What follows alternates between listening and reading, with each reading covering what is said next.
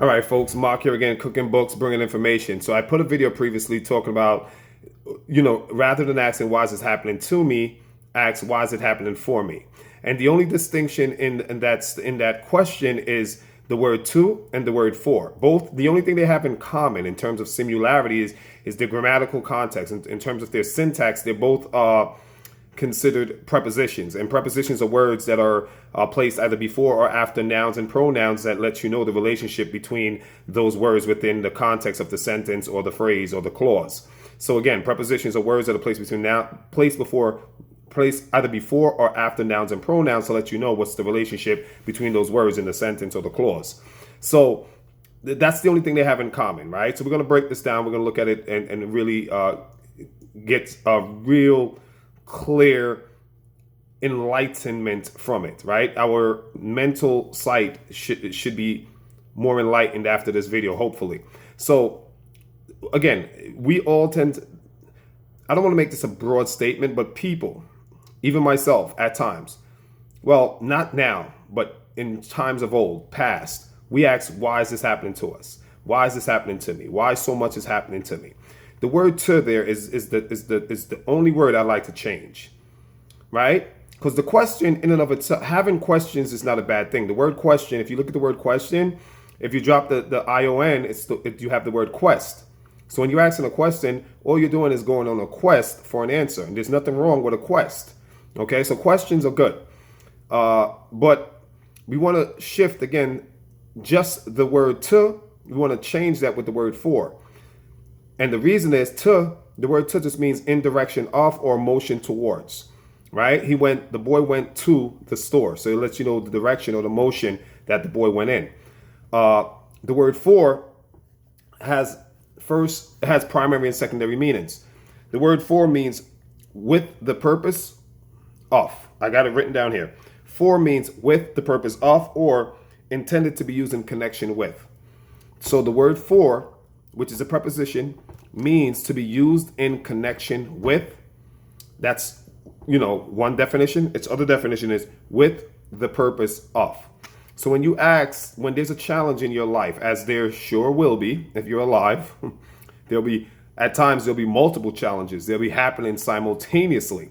So when there are challenges in your life, multiple challenges or just one, and you ask, why is this happening for me as opposed to why is this happening to me? When you ask, why is this happening for me? Well, first and foremost, the word why, when you ask why, it expands your mind. Immediately, you put your mind into a space of expansion, right? And when you ask, why is this happening for me? You activate a part of the brain called the reticular activating system. So what you do now, the mind, this happens unbeknownst to you. This has nothing to do with your cognitive thinking. This is not you, this is an involuntary action, right?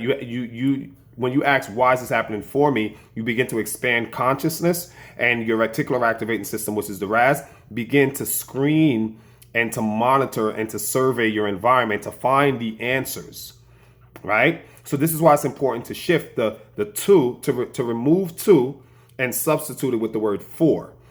So that's one. Two, for has a definition of has it with the purpose of, with the purpose of. Now the word purpose, I wrote that down. It means the reason for which something is done or used. Let's say that one more time. Purpose means the reason for which something is done or used. In this case, the word something would be representative of the challenge you are facing. The word purpose again means the reason for which something is being used. In this context, that something would be your challenge. So now the question is,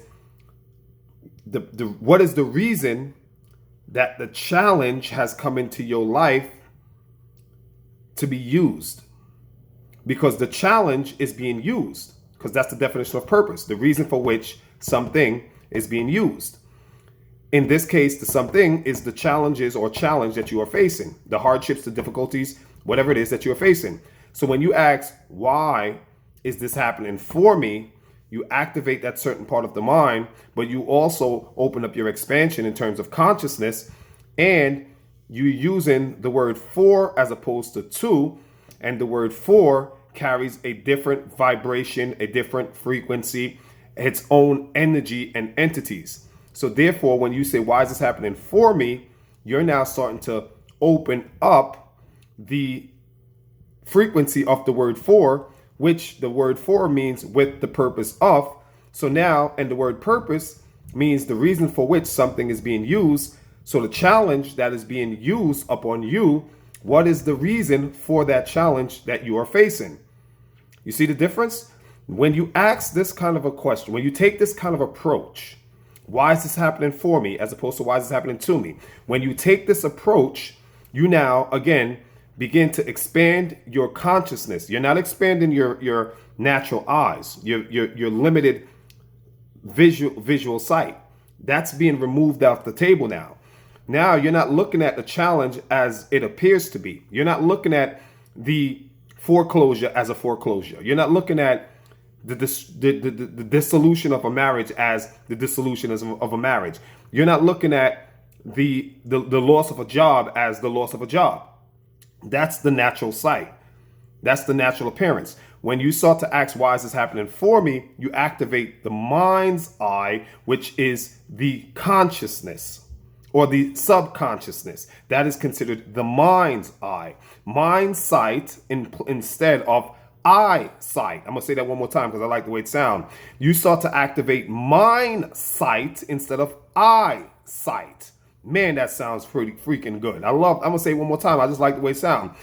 When you ask, why is this happening for me instead of happening to me, you activate mind sight instead of your eyesight. Damn, that sounds good. Whew. So let's continue now. So we define the word for, right? And we define the word, and we know the word for has the word purpose in its definition, with the purpose of. The word for, with the purpose of. Now listen to this. The word for also means intended to be used in connection with. I say it again. Intended to be used in connection with. A challenge that you are facing is intended to be used in connection with what? You see where I'm going? So here's where the mind sight makes a lot of sense and frees you from the tension and the stress of the challenge. Because, listen to this. It says for the second, remember there's primary, secondary, and definitions in terms of the word for. One of the primary is with the purpose of. The secondary definition is with the intended to be used in connection with. Intended to be used in connection with. The question now is with what? Intended to be used in connection with. I wrote this out. My challenges are for my development. If it's intended to be used in connection with what? In connection with your development. The word for, again, intended to be used in connection with. The something that is the challenge is intended to be used in connection with your development. I'm going to say it one more time because this stuff is really heavy. So we're going to gestate it. Gestate means to develop the thought so that we can get a real solid takeaway. The challenge you are facing is intended to be used in connection with your development. Because the word for means intended to be used with develop.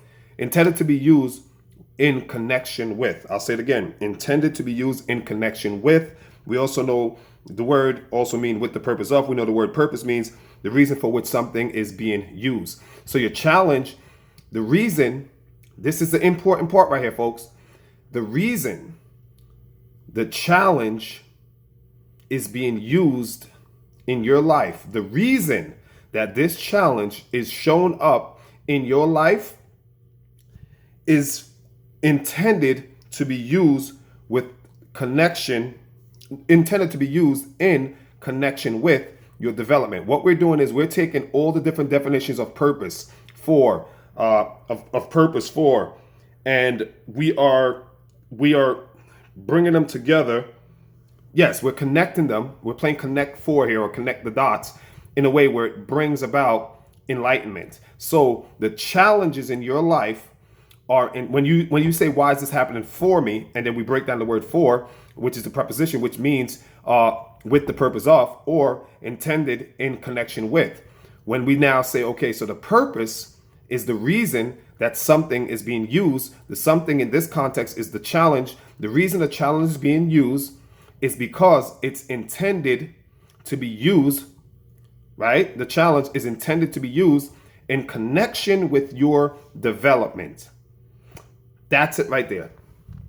When you ask, why is this happening for me? All of that goes off. You see that? All of that. And what that does is it lessens the blow and the sting and the arrows and the venom of the challenge. It mitigates the stress. It doesn't make it go away. You're still going to feel something. But what it does, it mitigates it. It puts things in its proper perspective, context, and structure, and allows you now to face it with more audacity or audaciousness, with more temerity, not timidity, but temerity. Stones, gut, grit, and gall. No, gut, grit, gumption, and gall. I like that. Gut, grit, gumption, gall. 4 G's. It allows you to face that challenge with more gut, grit, gumption, and gall. With temerity, not timidity. With audacity and audaciousness. Boldness and valiance. When you can look at the challenge and say, you say to it, why are you here? What purpose have you come to serve me? Because the word for, again, carries within its definition with the purpose of. So with what purpose have you come to serve me? You see how everything changes? That problem or that challenge doesn't seem so much challenging anymore, does it? When you shift your paradigm in your thinking, the world or the matter begins to be manipulated or altered. And you will ultimately, because remember, you have to develop. You have to develop. It's part of evolution. You must and have to develop. And if you don't, then you get left behind. And what you don't want, you will have, you will get. It's an unfailing, unwavering law. What you don't want in life will ultimately show up at your doorstep. You will get. So you better get on the train of evolution and evolving, or get left behind. The choice is yours. So till next time, y'all. Mark here, cooking books, bringing information, and I hope that you got something out of this one. Till next time, peace.